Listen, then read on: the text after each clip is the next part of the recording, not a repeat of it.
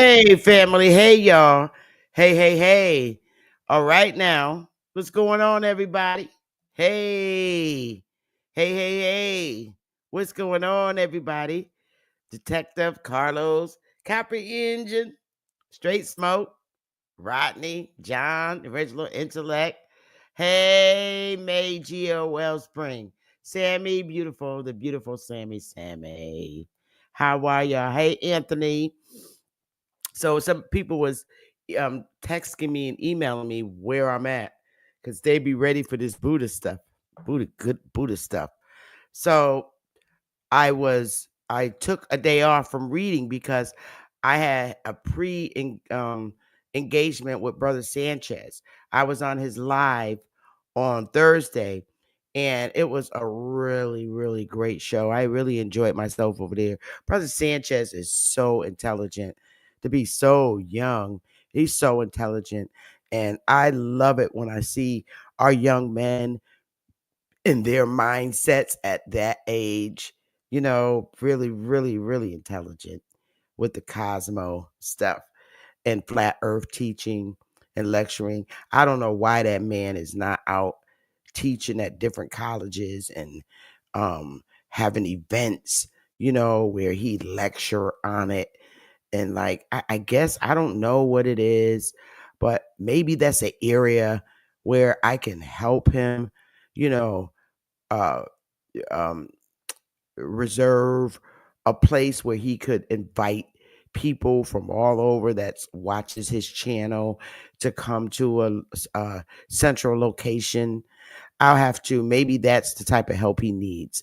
And if that's the case, that's something he should have been doing for these past at least 3 years that I've known him since 2000 uh 19, very early 2019.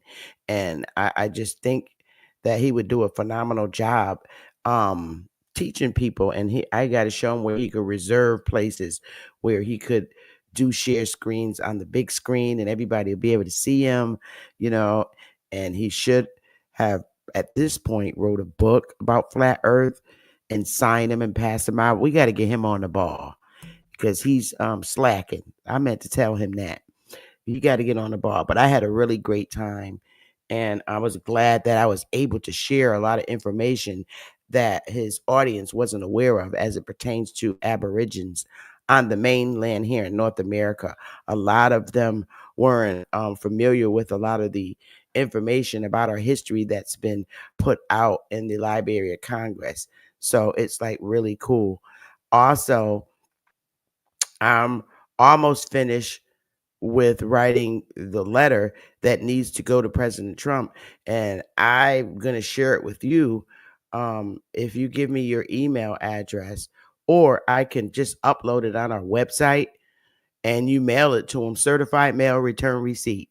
It's a one-page letter and it's addressing him, the president. We need to send it to him in the droves. So if you send that one letter to him, you sign it. All you do is sign your name on the bottom and mail it to him, certified mail return receipt, because we need to let them know how we want to be addressed in the media. You can't put all brown people as African Americans, okay? Kamala Harris is my complexion, but she's not African American. She's from India. And I don't like to be grouped in, uh, placed in a group of people that I'm not. Okay.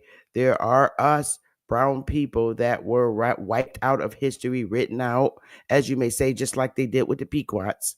Okay. But they've since substantiated themselves.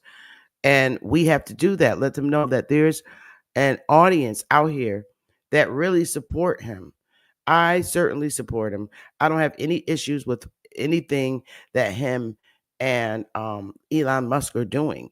And the news media is not going to show our faces. They're going to keep us hidden.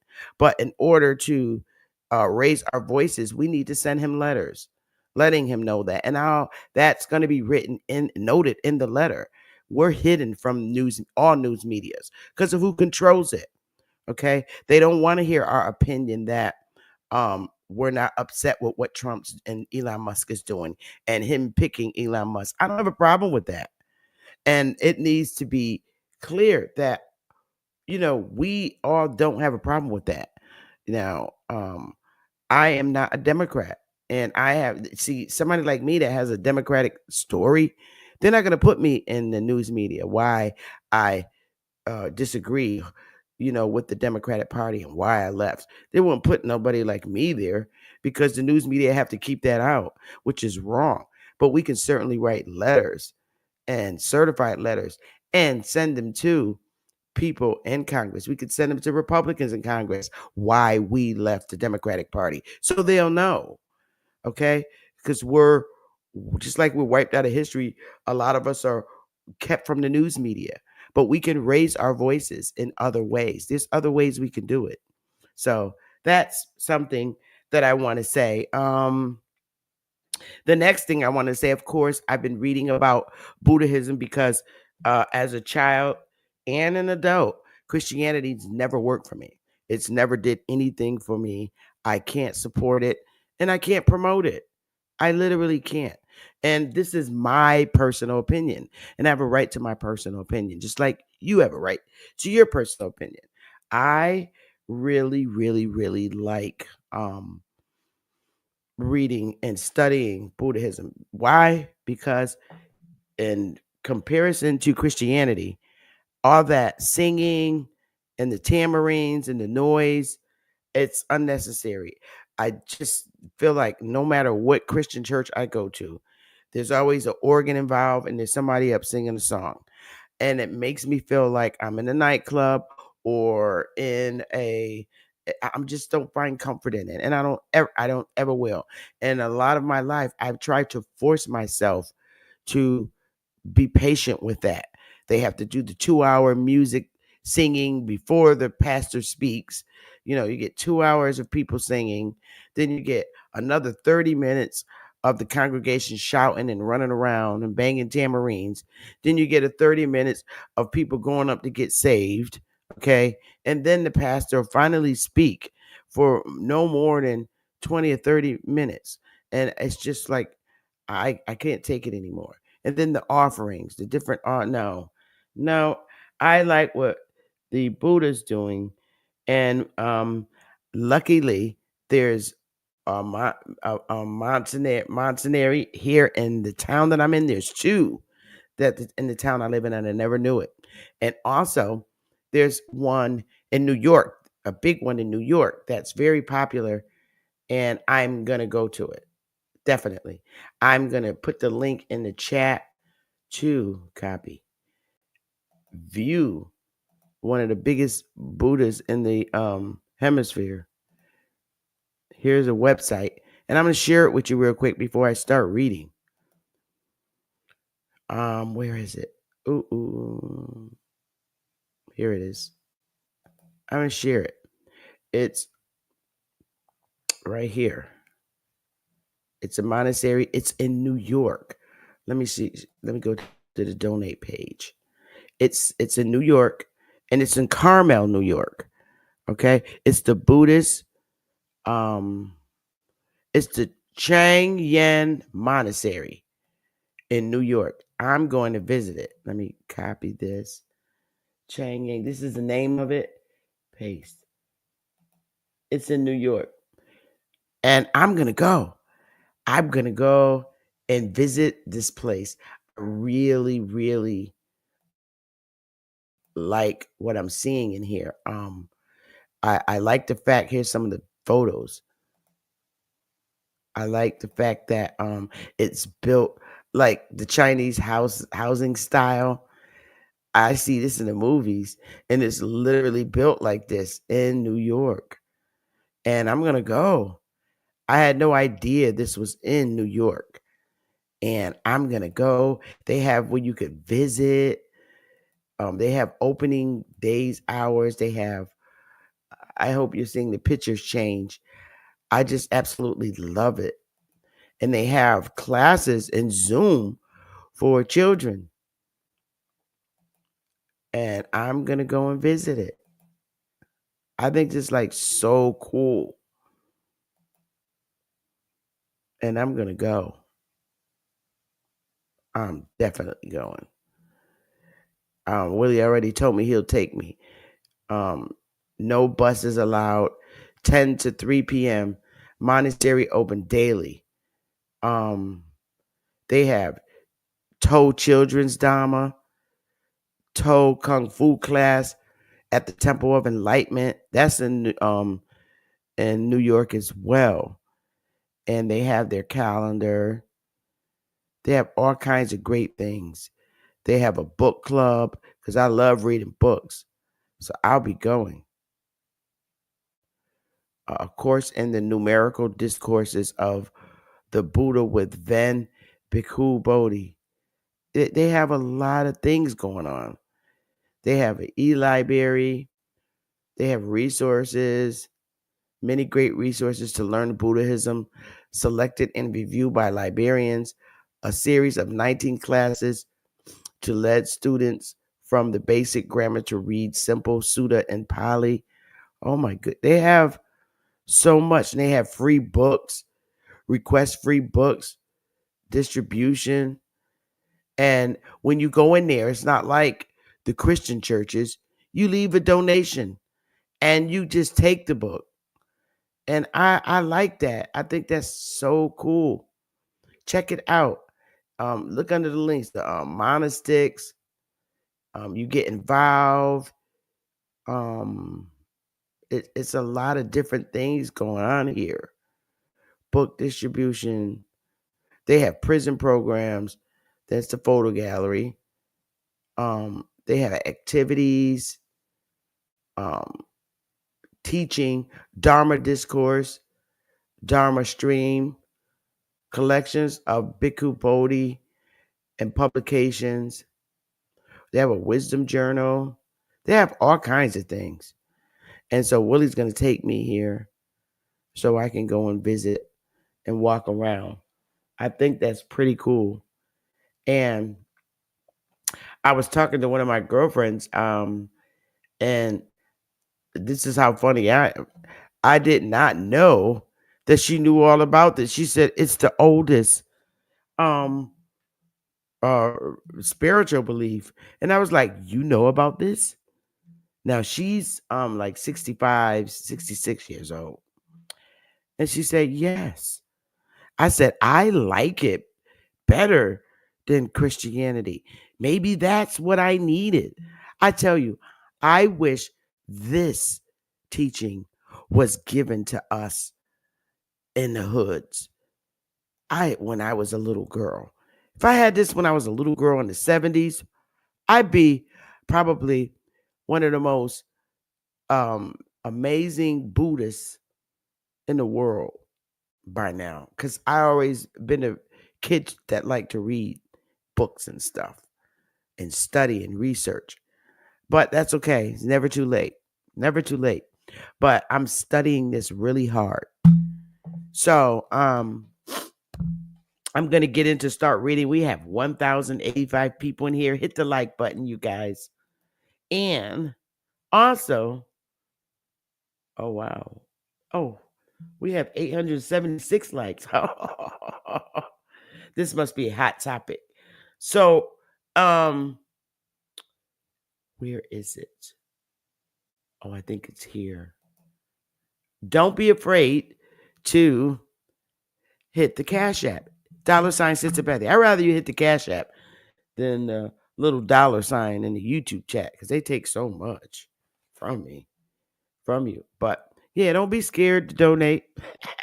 Hit my Cash App because that'll be some of the money that I use to donate when I go to New York to and Woody's going to take me within 2 weeks. He's going to take me, but I have to call and see when we could go in. And they said we could take pictures next to that big Buddha statue. That is huge. So we're going to start with part 3. Let me put the overlay back up so you can see what we're going to do today. In the same book, in Gishi's book, we're in part 3 now. And part 3 of the book, Becoming a Bodhisattva, the Bodhisattva's Way of Life. So those are the 2 chapters. It's a lot of reading that I'm going to read. And yeah, we're going to be done with this book very soon. Because we're like We only have this much left. And I read through it. I read through it so fast. This is all we got left here on this side. And we're in part 3, the path to enlightenment. So, becoming a Bodhisattva. This is what it's saying. So I'm going to start reading. And if you're driving or cooking, you could just listen in. I'm going to just turn my camera off. I really believe this is what our ancestors was practicing. I do. I really believe this being the oldest belief spiritual system, the oldest, okay? I believe that this is what our ancestors was practicing over here. I really do. I believe it to my heart, man. And guess what? I'm practicing it. So maybe I'm connecting back, and I like how it corrects you. Okay. In life. All right, so let's get it, y'all. Becoming a Bodhisattva. As already explained, the most meaningful use to which we can put our precious human life is not to, oh my goodness, Sister Bethy. I'm going to start it all over, y'all. I forget, I can't read but for so long without my glasses. Wow, we have 939 people literally listening in. Okay. I guess I don't need these on. That's more comforting. Sorry, yeah. I have to put my reading glasses on. This is more comforting than them headphones. All right, here we go, y'all. Here we go. The title of this chapter, and this is Buddhist Way of Life. And the title of this particular chapter is Becoming a Bodhisattva. As already explained, the most meaningful use to which we can put our precious human life is not to attain liberation from suffering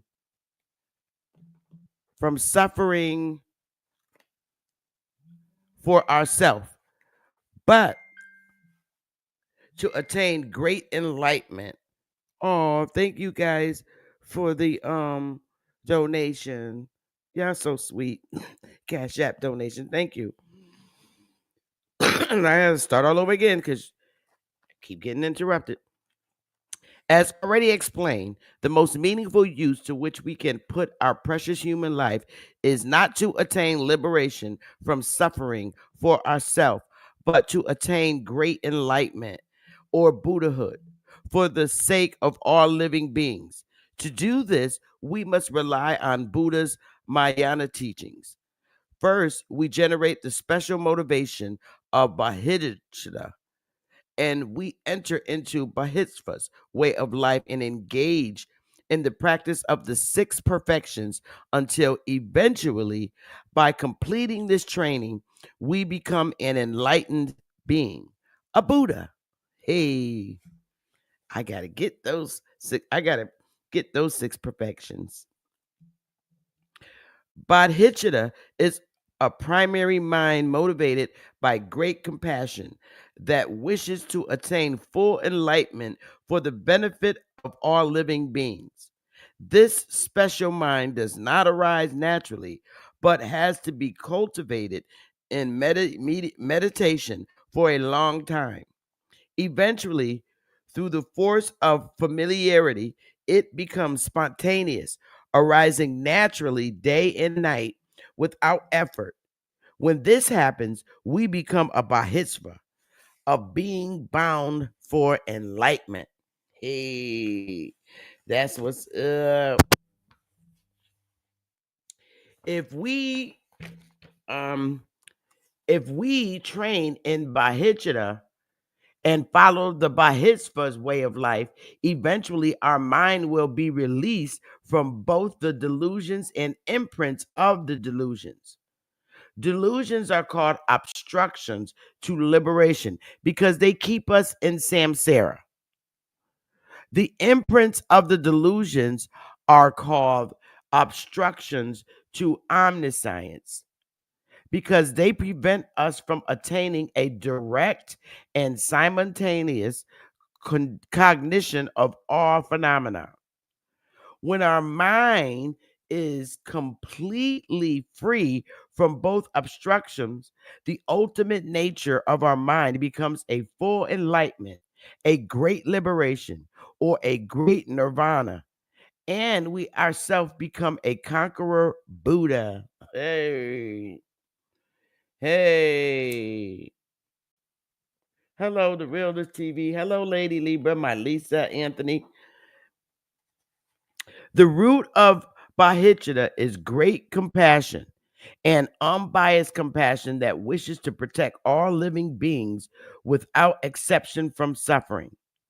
We can develop great compassion only if we first develop affection, love for all living beings.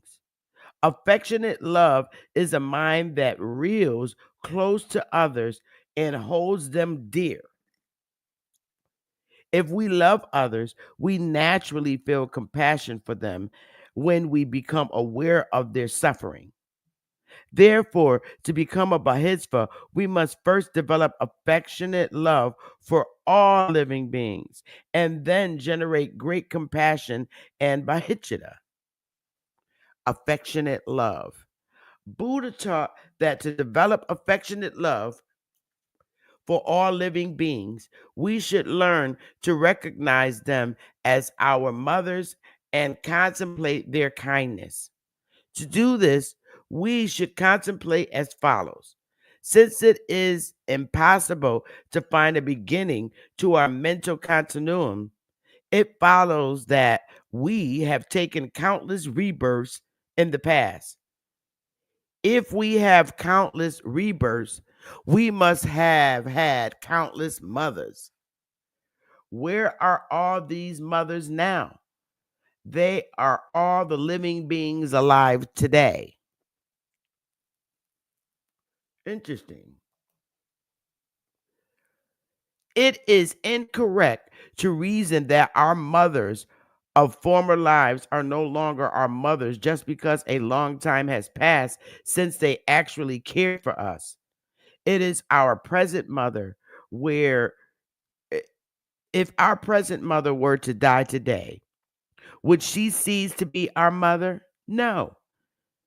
We would still regard her as our mother and pray for her happiness. The same is true of all our previous mothers. They died, yet they remain our mothers. It is only because of the changes in our external appearance that we do not recognize each other. In our daily life, we see many different living things, both human and non human.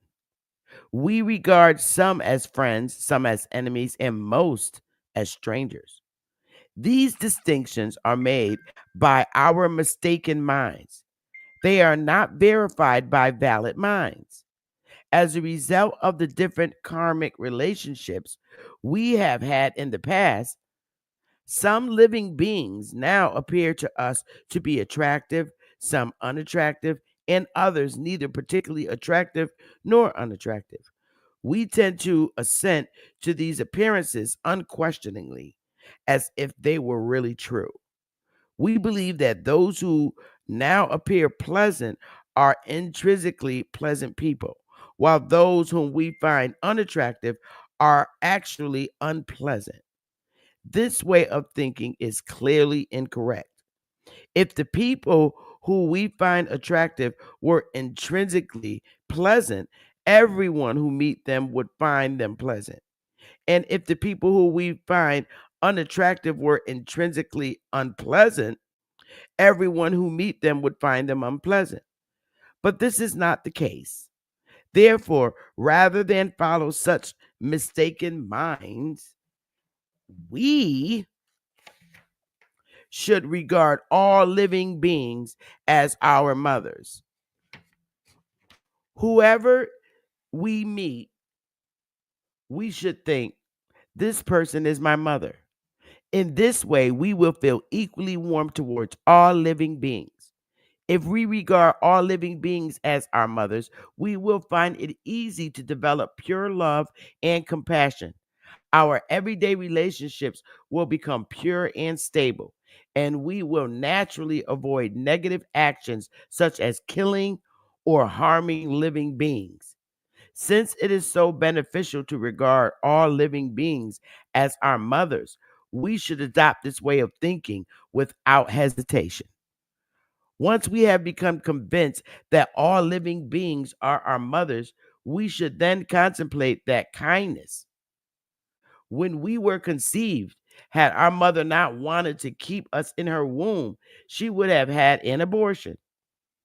If she had done so, we would not now have this human life.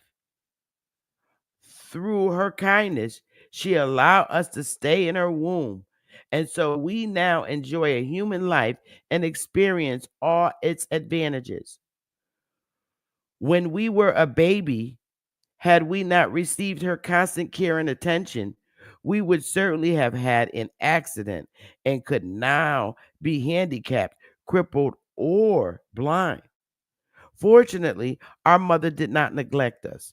Day and night, she gave us her loving care, regarding us as more important than herself. She saved our life many times each day. During the night, she allowed her sleep to be interrupted, and during the day, she forfeited her usual pleasures.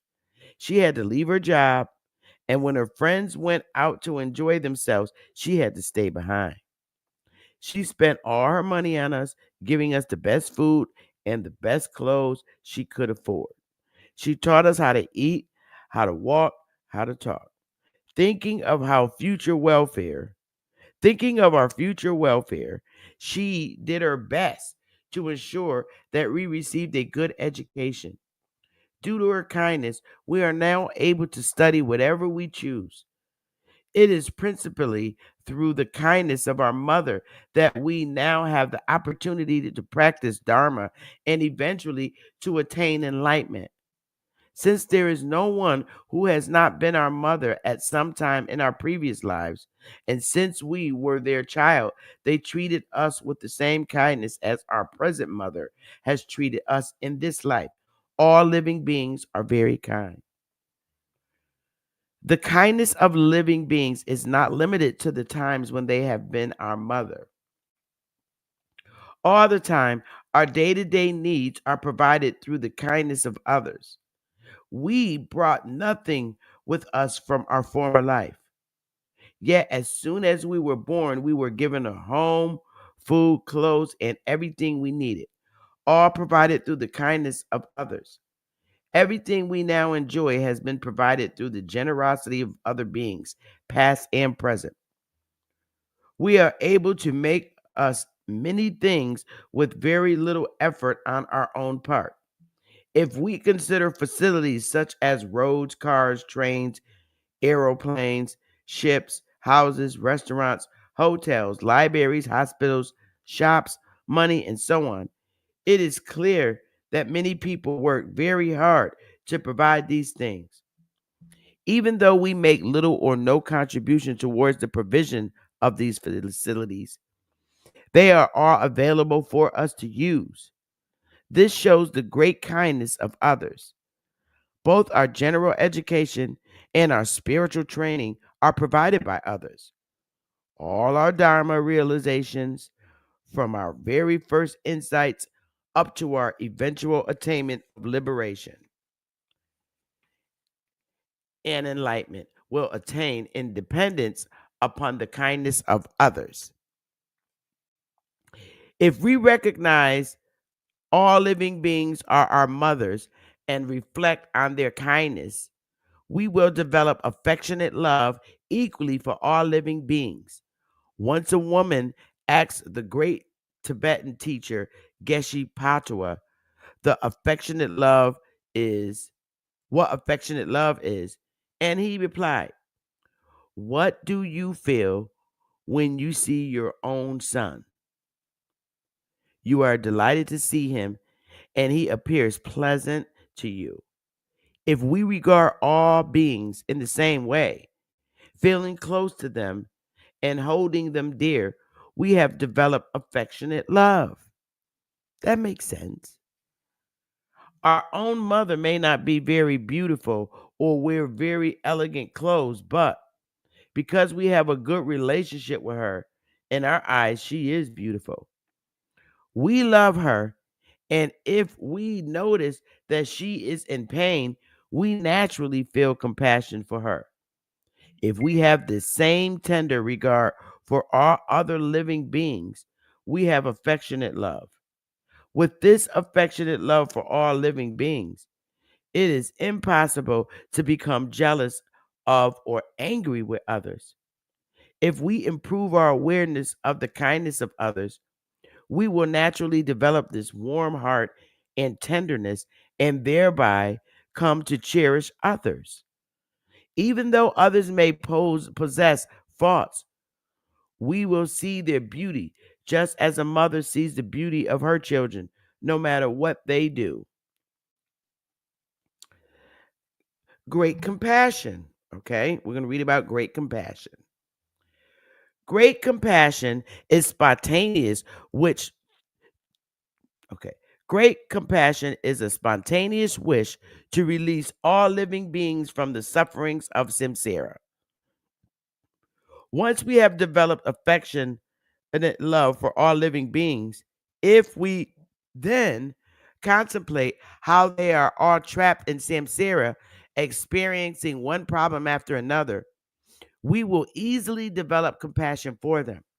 Previously, it was explained how to develop renunciation for samsara by contemplating 7 types of suffering, from the sufferings of birth up to the suffering of failing to satisfy our desires.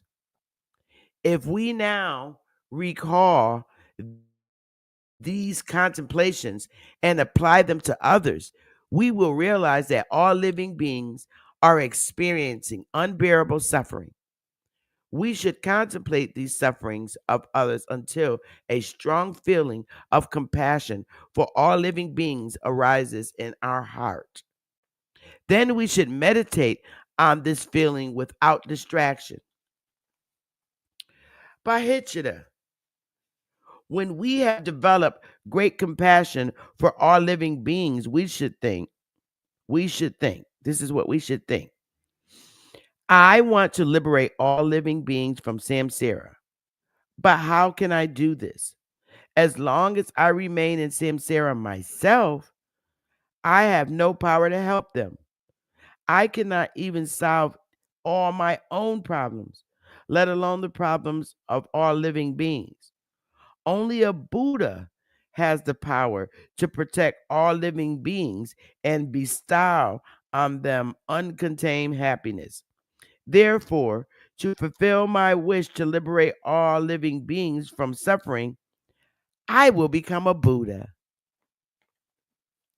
We meditate on this through thought again and again until it arises spontaneously in our mind day and night. When this happens, we have developed the actual realization of bodhicitta and have become a bodhisattva, a son or daughter, the Buddhas. The mere wish to become a Buddha for the benefit of all living beings is called aspiring bodhicitta. If we then make a heartfelt promise to engage in bodhisattva's way of life by practicing the 6 perfections, our aspiring bodhicitta will transform into engaging bodhicitta. Okay, moving along. Now we're reading the Bodhisattva's Way of Life. We're moving along. Wow, we're doing really good. Let's see how far Bodhisattva's. This is a long chapter. Great. It's really great. Wow. Okay. The Bodhisattva's Way of Life. We engage in the Bodhisattva way of life by practicing the six perfections. Okay, and those six perfections are the perfections of giving, moral discipline, patience, effort, mental stabilization, and wisdom. These are the actual path to Buddhahood. If we wish to become enlightened but do not practice the six perfections, we are like someone who wants to go somewhere but does not actually set out on the journey. Bodhisattvas have two main tasks: to benefit others right now and to attain full enlightenment to be able to benefit all living beings in the future. Both tasks are accomplished through the practice of the six perfections. The six perfections will now be explained in detail. So now we're going to read the six perfections, you guys. First perfection, the perfection of giving. Giving is a virtuous mental intention to give, or a bodily or verbal action of giving that is motivated by a virtuous state of mind. Giving practice with Bodhicitta motivation is a perfection of giving. There are three types of giving. Number one, giving material things, giving dharma, giving fearlessness. Giving material things, it says.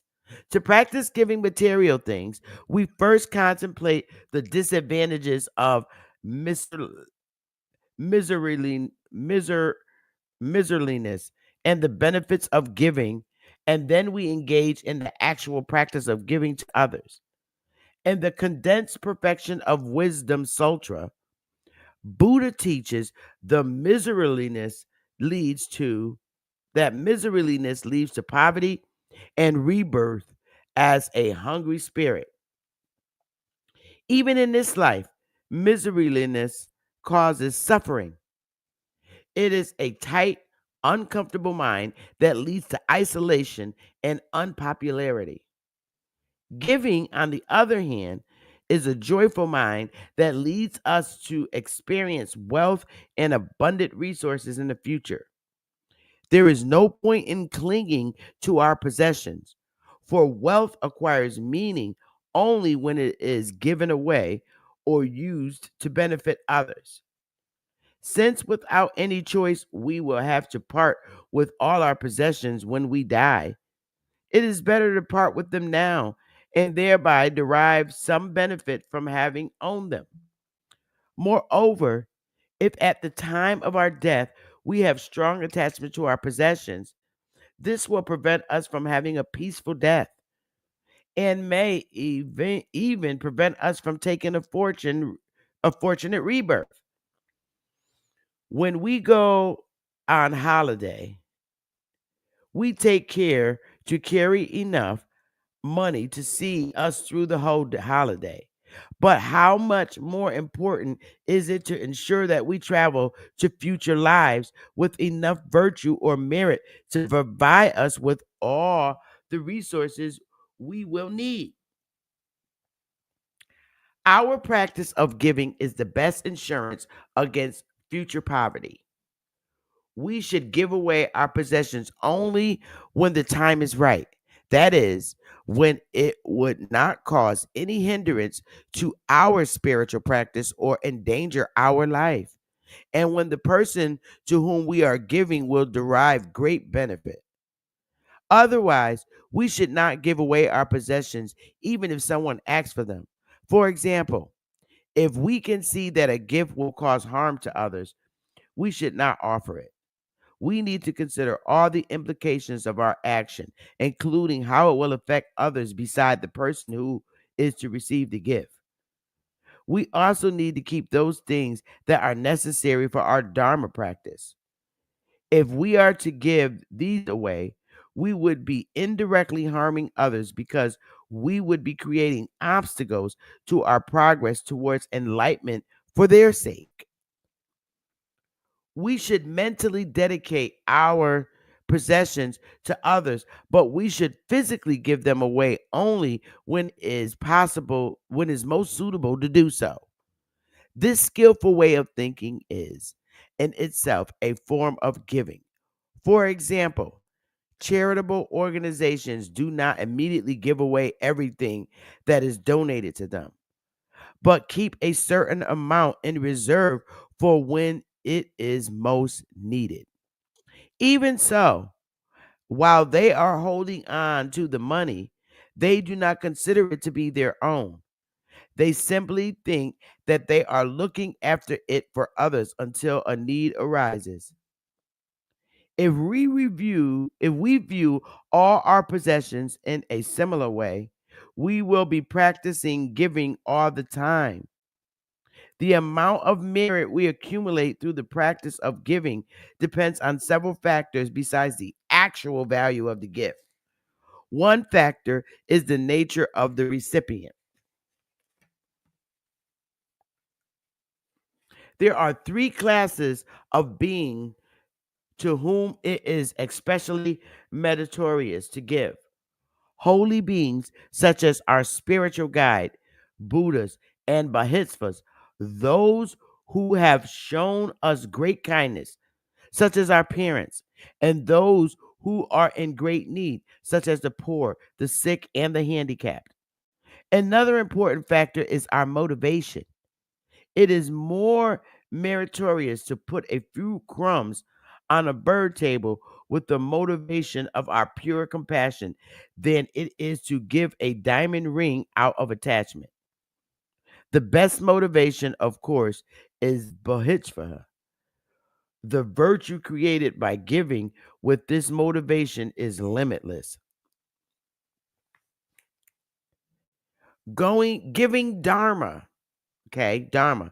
That's spelled Dharma. Dharma.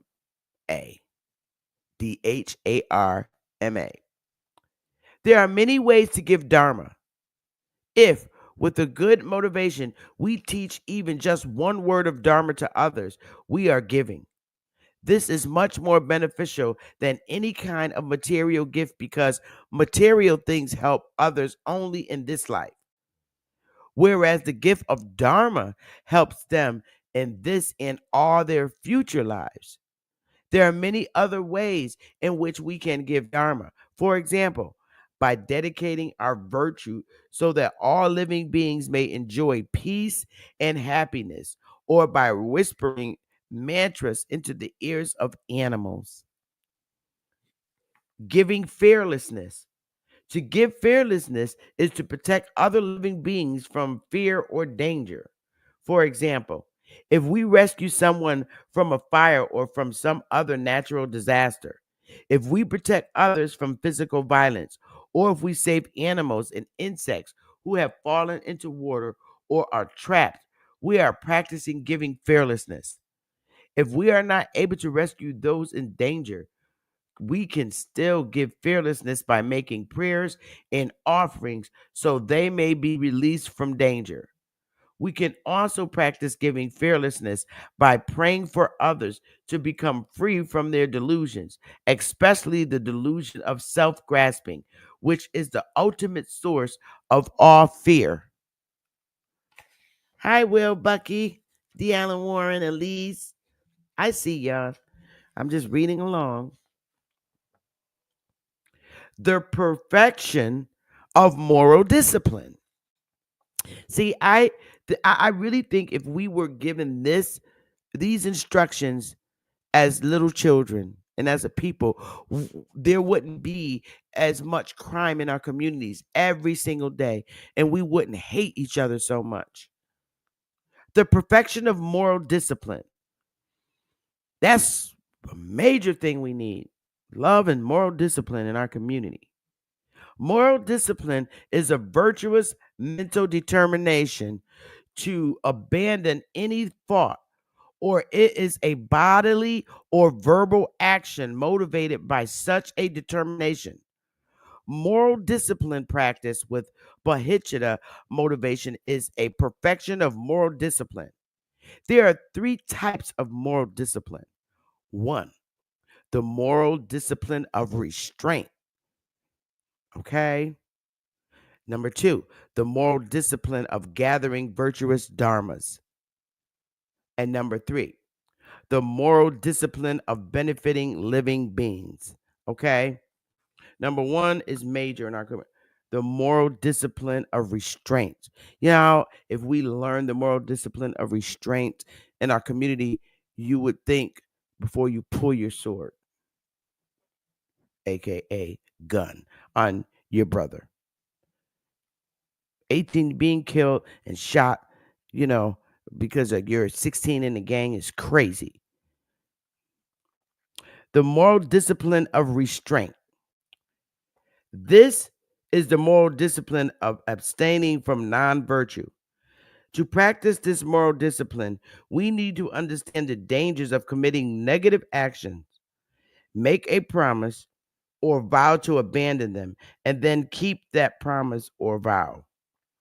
Simply failing to commit negative actions unintentionally is not a practice of moral discipline because it is not motivated by a determination of abstain.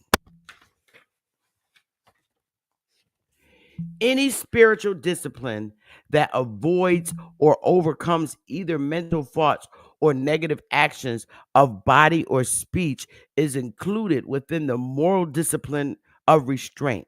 For example, if we understand the dangers of the 10 non virtuous actions, promise to refrain from them, and keep that promise, we are practicing the moral discipline of restraint.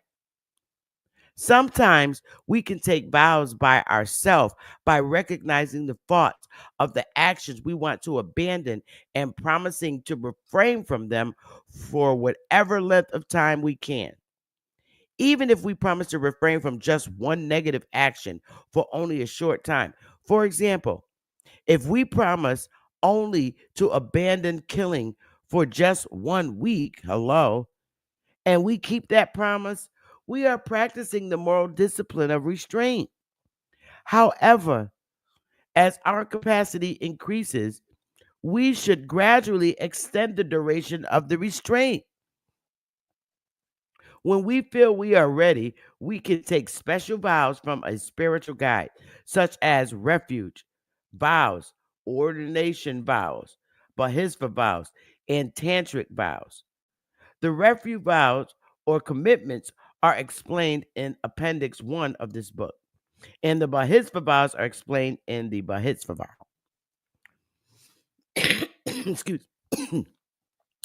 To practice moral discipline, we need to rely on mindfulness, alertness, and conscientiousness. Mindfulness prevents us from forgetting our vows. Alertness keeps us a check on our mind and warns us if delusions are about to arise. And conscientiousness protects our mind from non virtue. For example, we may be in a situation such as a lively party in which it would be easy to incur the Bodhisattva downfall of praising ourselves and scorning others.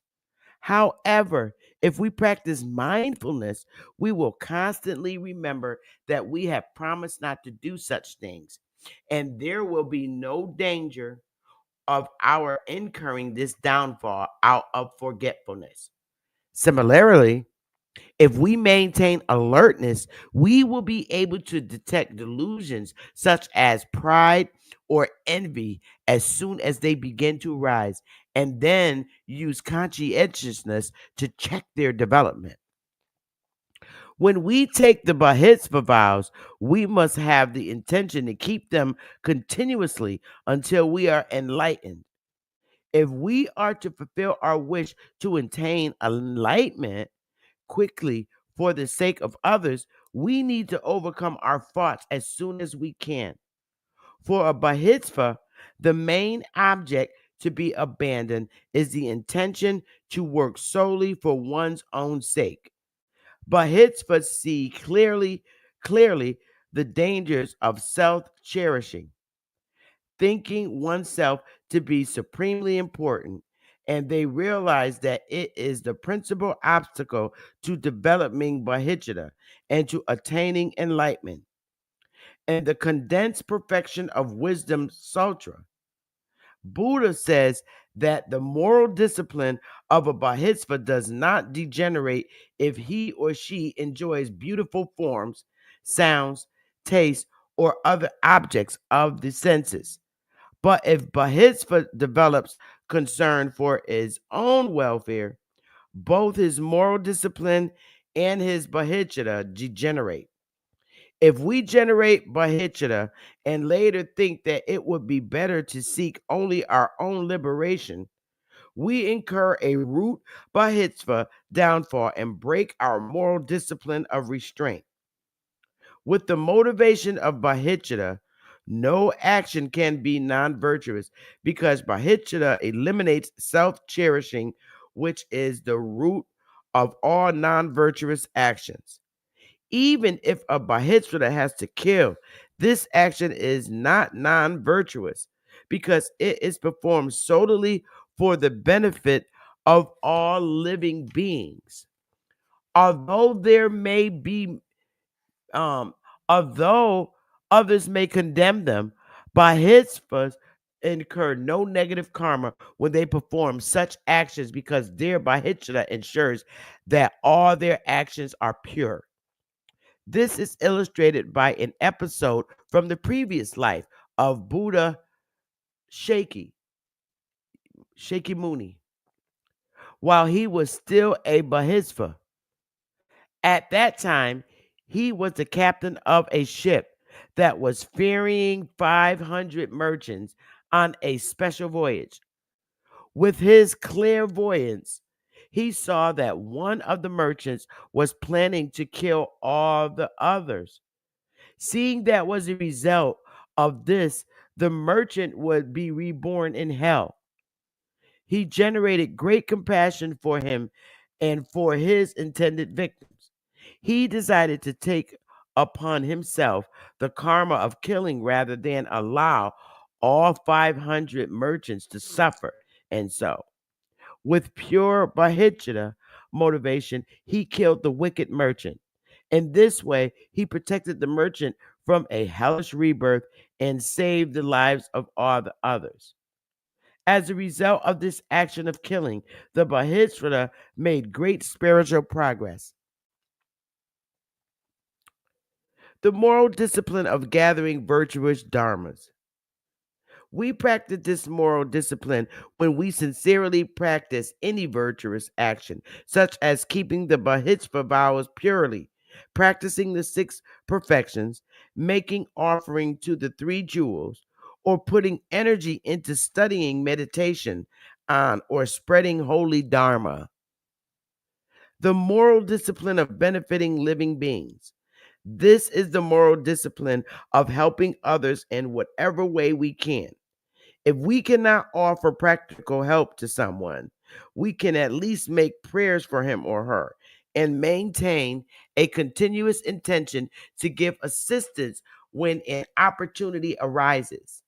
We can understand how to practice this moral discipline by studying the instructions on the last 12 secondary downfalls of the Bodhisattva vows explained in the Bodhisattva vow.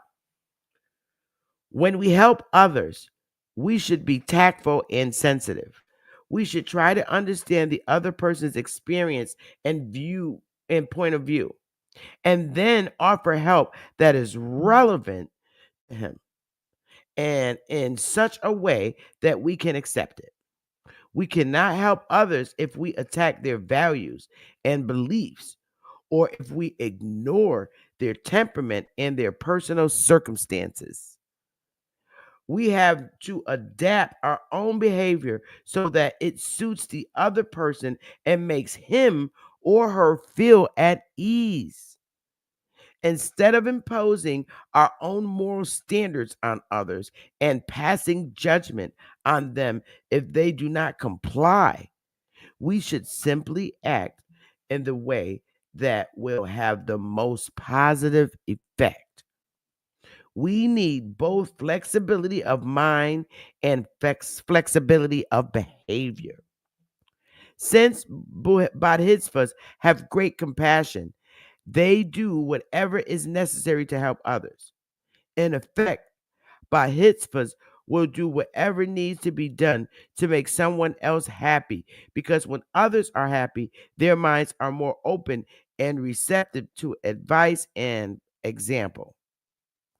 If we wish to influence others, we can do so only if we do recognize, okay, if we wish to influence others, we can do so only if we do not antagonize them or make them feel uncomfortable or frightened. The tact of sensitivity required by a Bodhisattva when helping others is well illustrated by an episode from the life of the great Tibetan teacher Geshe Langri Tangpa. A woman who had recently given birth to a baby girl was frightened that she would lose her baby because she had already given birth to one child who had died in infancy. The woman expressed her anxiety to her mother, who told her that children given into the care of Geshe would not die. Later, when the little girl fell ill, the woman took her to see Geshe Langri Tangpa. But when she arrived, she found him sitting on a throne giving a discourse to 1,000 disciples. The woman began to worry that her child would die before the end of the discourse. She knew that Geshe Langri Tangpa was a Bodhisattva and would show patience. And so she walked up to the throne and, in a loud, affronted tone of voice, declared, "Here, take your baby. Now you look after her." She turned to the audience and said, "This is the father of my child," and then turned back to Geshe Langri Tangpa and pleaded softly, "Please don't let her die." Geshe Langri Tangpa just nodded his head in acceptance, as if he really were her father of the child. He wrapped her tenderly in his robes and continued his discourse. His disciples were astonished and asked him, "Are you really the father of that child?" Knowing that if he were to deny it, the woman would have been thought crazy and the people would have ridiculed her, Geshe Langri Tangpa replied that he was. Although he was a monk, Geshe Langri Tangpa acted like a real father for the child, delighting in her and caring for her. After some time, the mother returned to see if her daughter was well. When she saw how healthy the child was, she asked Geshe Langri Tangpa if she could have her back again. The Geshe then kindly returned the girl to her mother. When his disciple realized what had happened, they said, "So you are not really the father at all, after all?" And Geshe Tangpa replied, "No, I am not." In this way, Geshe Tangpa responded to the woman's actions with pure compassion and acted in accordance with the needs of the time. Interesting. The perfection of patience. Patience is a virtuous mind that is able to bear harm, suffering, or profound dharma. Patience practice with Bodhisattva motivation is a perfection of patience. We need to cultivate patience even if we have no interest in spiritual development, because without it, we remain vulnerable to anxiety, frustration, and disquiet. If we lack patience, it is difficult for us to maintain peaceful relationships with others. Patience is the opponent to anger, the most potent destroyer of virtue. We can see from our own experience how much suffering arises from anger. It prevents us from judging a situation correctly, and it causes us to act in regrettable ways. It destroys our own peace of mind and disturbs everyone else we meet.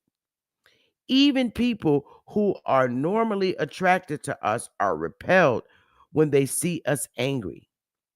Anger can make us reject or insult our own parents, and when it is intense, it can even drive us to kill people we love or even to take our own life. Usually, anger is triggered off by something quiet and significant. Wait a minute. Usually, anger is triggered off by something insignificant, such as a comment that we take personally, a habit that we find irritating, or an expectation that was not fulfilled. Based on such small experiences, anger weaves an elaborate fantasy, exaggerating the unpleasantness of the situation and providing um, rationalizations and justifications for the sense of disappointment, outrage, or resentment. It leads us to say and do harmful things, thereby causing offense to others and transforming a small difficulty into a great problem. If we were asked who caused all the wars in which so many people have died, we would have to reply that they were caused by angry minds. If nations were full of calm, peace loving people, how could wars ever arise? Anger is the greatest enemy of living beings. It harmed us in the past, it harms us now, and if we do not overcome it through the practice of patience, it will continue to harm us in the future. As Shanti Deva says, the enemy of anger has no function other than to harm me. External enemies harm us in slower and less subtle ways.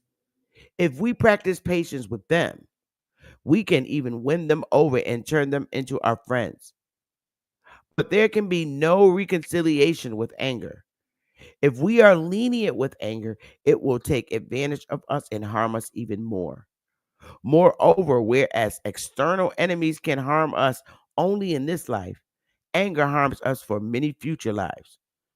Therefore, we need to eliminate anger as soon as it enters our mind, because if we do not, it will quickly become a blazing fire that consumes our merit.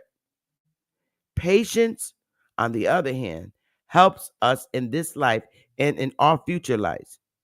As Shantava says, there is no evil greater than anger, and no virtue greater than patience.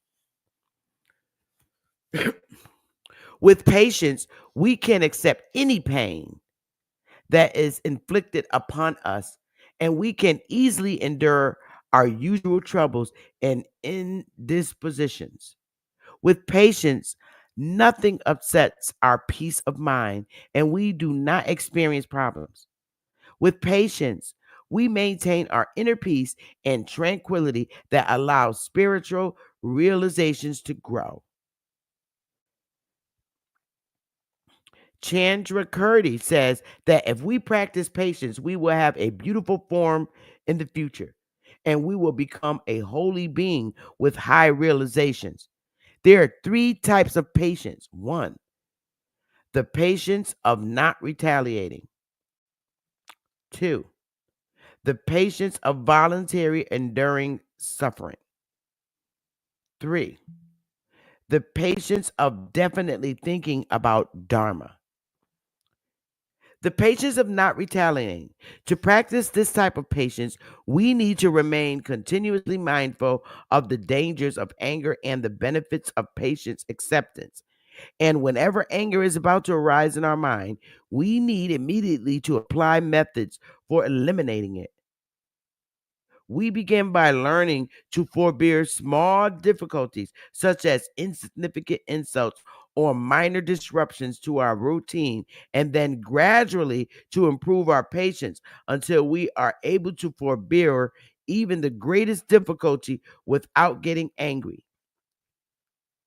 When we are meditating on patience, we can use many different lines of reasoning to help us overcome our tendency to retaliate.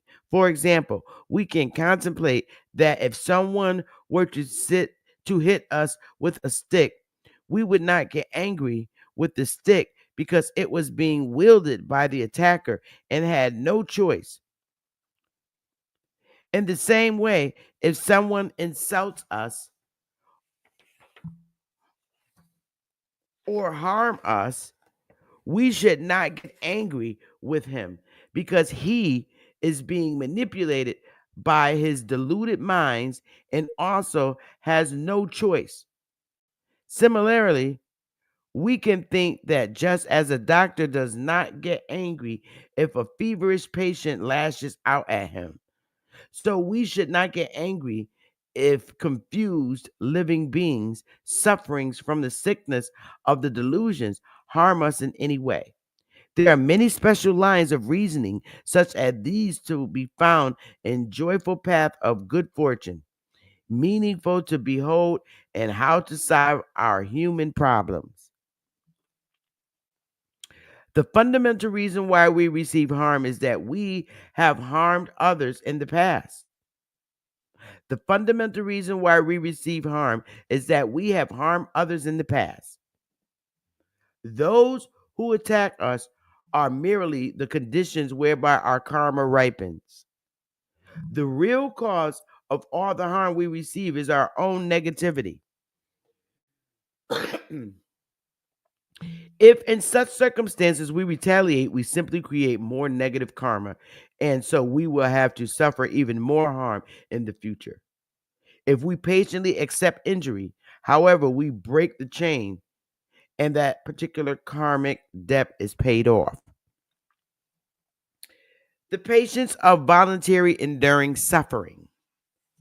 If we do not have patience of voluntarily enduring suffering, we become discouraged whenever we encounter obstacles and whenever our wishes go unfulfilled. We find it hard to complete our tasks because we feel like abandoning them as soon as they become difficult, and our miseries are further aggravated by our impatience. However, it is possible to accept and endure pain if we have a good reason to do so. And whenever we practice such patience, we actually reduce our sufferings. For example, if someone were to stick a sharp needle into our flesh, we should find the pain unbearable. But if the needle contained a vaccine that we needed, our tolerance would increase considerably. Even to succeed in worldly aims, people are prepared to endure adversity. Businessmen sacrifice their leisure and peace of mind just to make money, and soldiers put up with extreme hardship simply to kill other soldiers. How much more willing should we be to bear difficulties for the sake of the most worthwhile aim of all, the attainment of enlightenment, or for the benefit of all living beings? Because we are in samsara, we often have to endure unpleasant conditions and misfortune.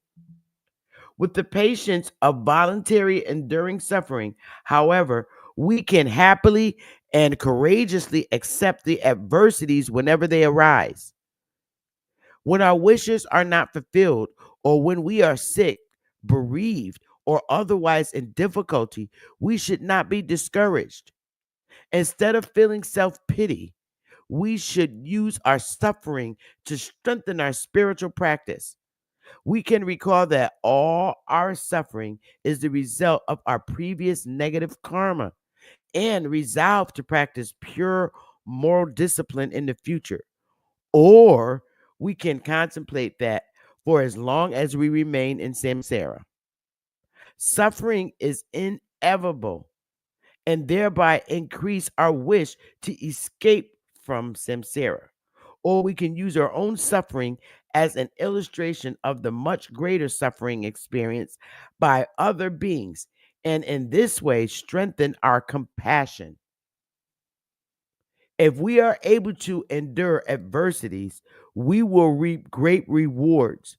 Our present sufferings will diminish, and we will accomplish both our temporary and our ultimate wishes. Thus, we should not see suffering as an obstacle to our spiritual practice, but as an indispensable aid. As Shantideva says, moreover, suffering has many good qualities. Though experiencing it, we can dispel pride, develop compassion for those trapped in samsara, abandon non virtue, and delight in virtue. The patience of definitely thinking about karma. If we listen to, contemplate, or meditate on Dharma with a patient and joyful mind so as to gain a special experience of it, we are practicing the patience of definitely thinking about Dharma. Such patience is important because if our mind is impatient or unhappy when we engage in Dharma practice, this will obstruct our spiritual progress and prevent us from improving our Dharma wisdom. Even if we find some aspects of our Dharma practice difficult, we still need to engage in them with a happy mind. The perfection of effort. Effort is a mind that delights in virtue. Effort practice with Bhajya motivation is a perfection of effort. Effort is not something to be practiced separately, but a practice that should accompany all virtuous endeavors. We practice effort when we apply ourselves enthusiastically to Dharma study by or meditation, strive to accomplish Dharma realizations, or put effort into helping others. Applying ourselves energetically to non virtuous or neutral actions, however, it is not a practice of effort. With effort, we can attain mundane and supramundane happiness. It enables us to complete those virtuous actions that cause birth in the fortunate realms, as well as those that lead to liberation and enlightenment. With effort, we can purify all our negatives and attain whatever good qualities we wish for. However, without effort, even if our wisdom is sharp, we will be unable to complete our spiritual practices. To generate effort, we need to overcome the three types of laziness: procrastination, attraction to what is meaningless or non virtuous, and discouragement.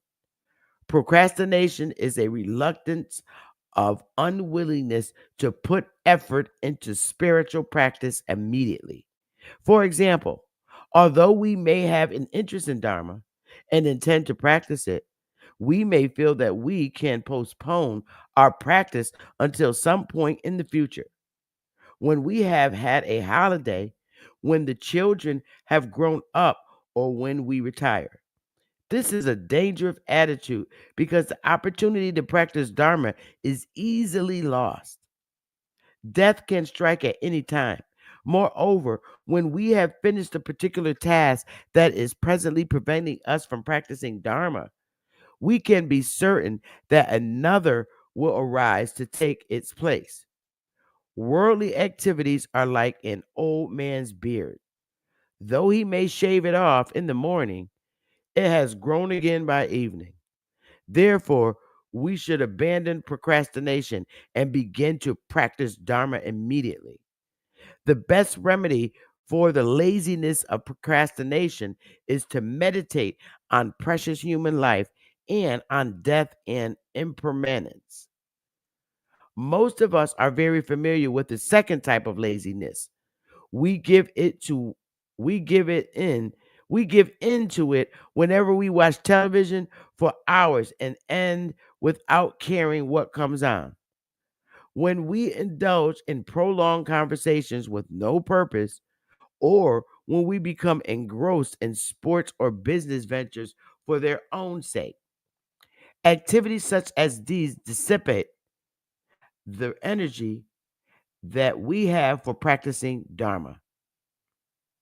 Activities such as these dissipate the energy we have for practicing Dharma. Though they may seem pleasant, they deceive us, wasting our precious human life and destroying our opportunity to attain real and lasting happiness.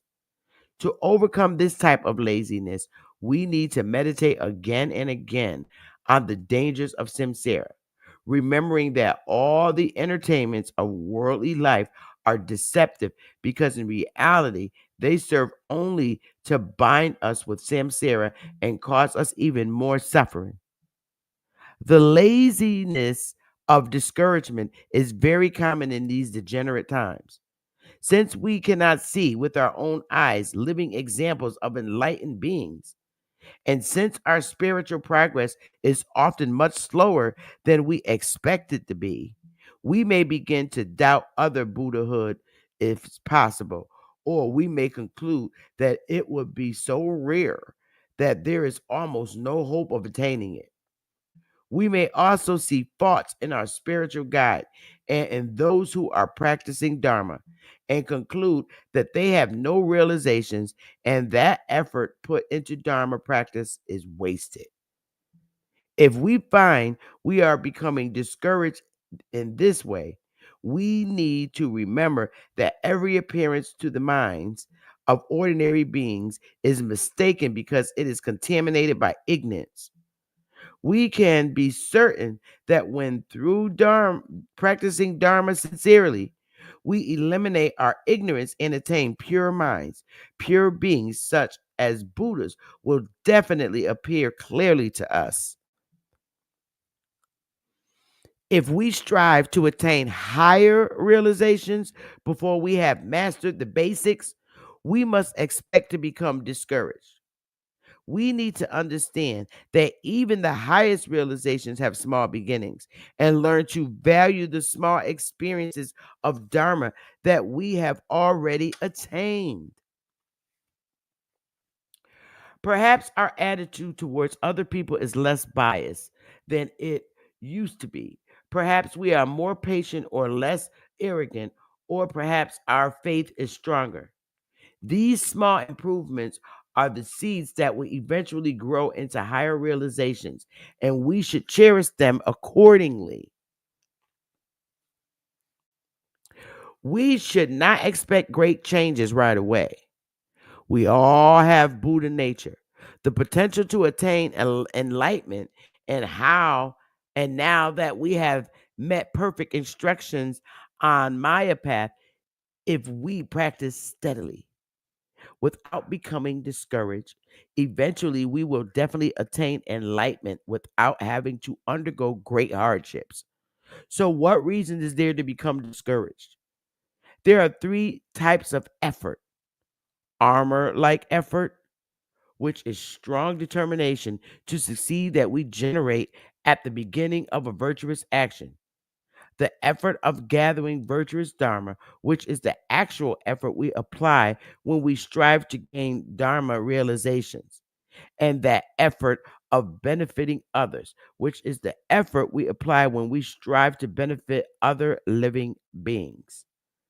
We need to apply effort in a skillful way. Some people begin their practice with great enthusiasm and then give up when great results do not appear, like a waterfall caused by a sudden storm cascading furiously for a short time and then trickling away to nothing.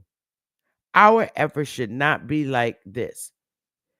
At the very beginning of our patience, we should make a firm decision that we will persevere until we attain Buddhahood, no matter how long it takes, even if it takes many lives. Then we should practice gently and constantly, like a great river that flows day and night, year after year. Okay. When we are tired, We should relax and resume our effort when we are properly rested. If we try to force ourselves beyond the natural capacity, we will only become tense, irritable, or sick. Dharma practice should be a joyful affair. It is said that when we practice Dharma, we should be like a child at play. When children are engrossed in their games, they feel completely contented and nothing can distract them. So I'm gonna stop there on the Buddhist way of life because this is a very it's a big chapter. Um it's only, let me see, one, two, three, four more pages, but I'm gonna stop there because they're two-sided. So really it's 8 more pages. And then, after we finish up reading, we're gonna start tomorrow with the perfection of mental stabilization. That's where we'll start tomorrow. And then after that, we'll get into the ultimate truth. Okay. So we'll stop here. And tomorrow we'll pick up with the perfection of mental stabilization, which is going to be really cool, you guys. So I enjoy reading loud. When you read it loud and then you go back and read it again, it really begins to start sticking with you.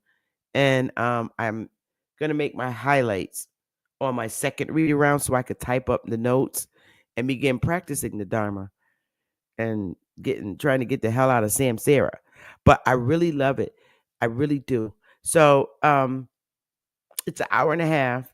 I think I'll stay live for another 30 minutes because I'm going to open the panel if anyone has anything to say about what we read in today's Buddhism reading of Geshe's reading, teaching of Buddhism. So I'll play a little music. I'll wait 15 minutes. If no one comes on the panel, I'm going to just abruptly end the show because then I know that you're probably tired and going to move on with doing your daily Saturday things. So I'll play a little music for a little while. Let me put the link in the chat. If anyone has something to say about only today's session. If you came in late, you're going to have to go back and listen to the replay. That's all. Because I'm only going to discuss what I read today. Okay? No other topic.